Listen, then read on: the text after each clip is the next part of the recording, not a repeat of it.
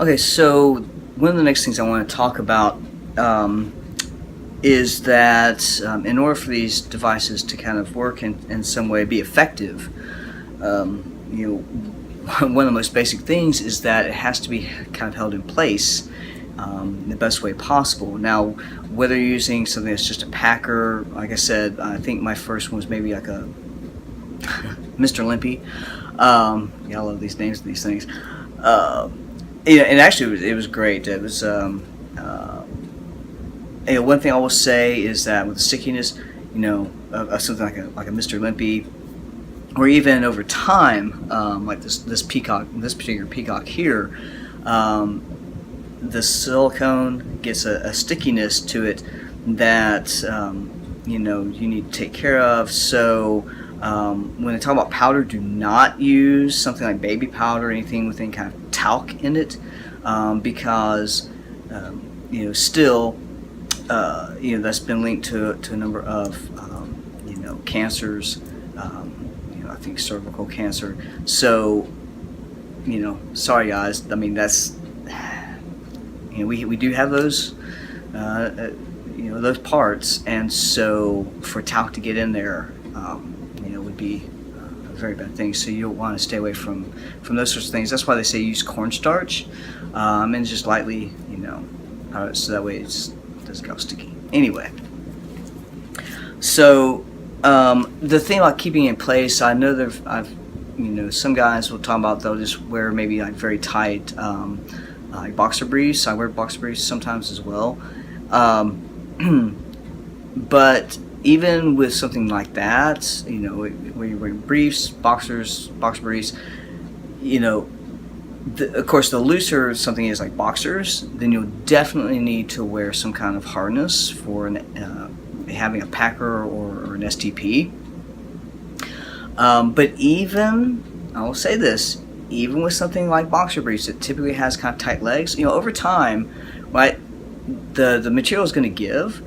And so, I recommend that even with something like boxer briefs that tend to be tight, even if it's just a packer, you don't need it for STP. I do still recommend wearing some kind of harness type underwear for it, including for me, especially being on a budget. I know a lot of trans guys, especially young trans guys, are on a budget. So even just the old like Wilson, this is what I've used for a long time. Jock straps are really good for that. You do want them to be snug, and the reason I say this is that when the material gives. I saw it even just the other day. There was somebody posted a little cartoon. It was somebody walking down the aisle of an airplane, and everybody's looking because of course he's got toilet paper sticking out the back of his pants or whatever it was on his foot, right? So the idea is like that somehow the most embarrassing thing that could happen to someone is that they've got toilet paper stuck to them. It's not. If there's anything, at least in my opinion at this point, and this is even having a period for 30 years and worried about whether or not I've spotted. For me, the most embarrassing thing is to have your penis fall out of your pants, fall down like your pants leg. Okay, that's kind of a hard one to explain. At least with the spotting, women typically are like, oh, they understood, they were sympathetic. Guys didn't want to know anything about it, but if your penis falls down your pants leg, you better hope that you're actually wearing long enough pants and you notice it enough to just sort of grab it before it falls out of the bottom onto the floor. Trust me on this. Okay, so that's why something like this is really helpful.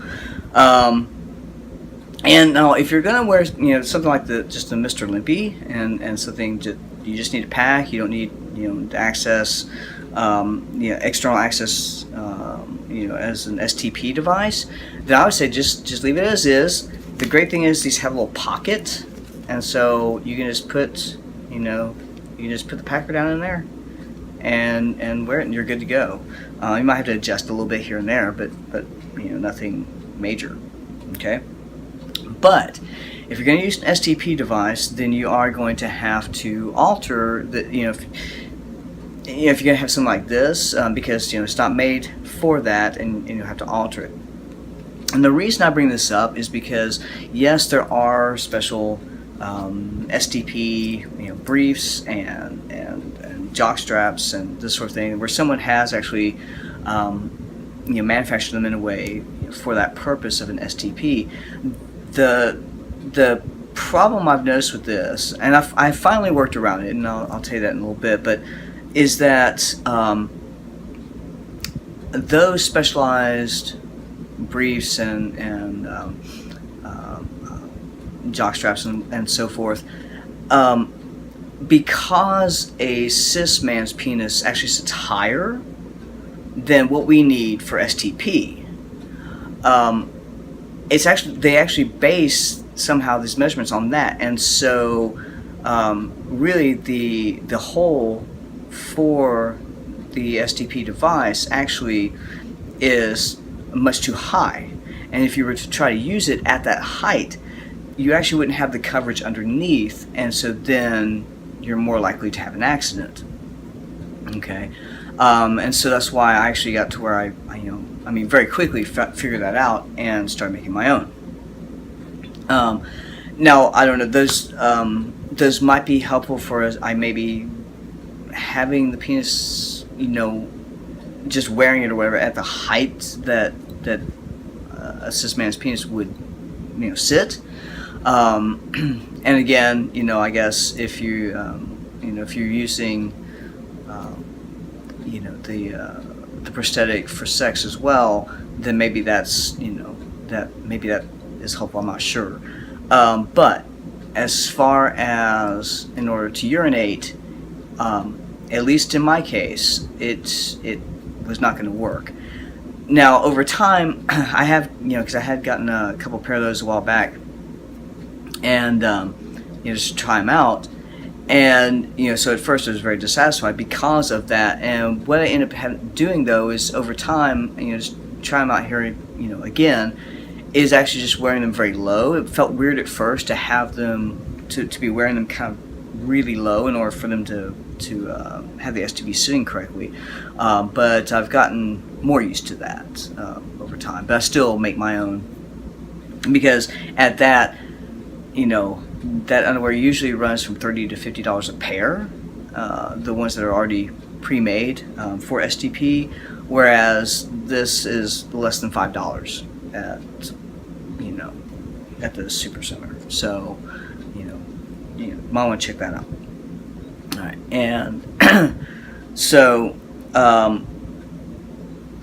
that's at least a little setup on why you would want to use like a jock strap for that, and then I'll talk about how to actually make, to alter these in order to make this work.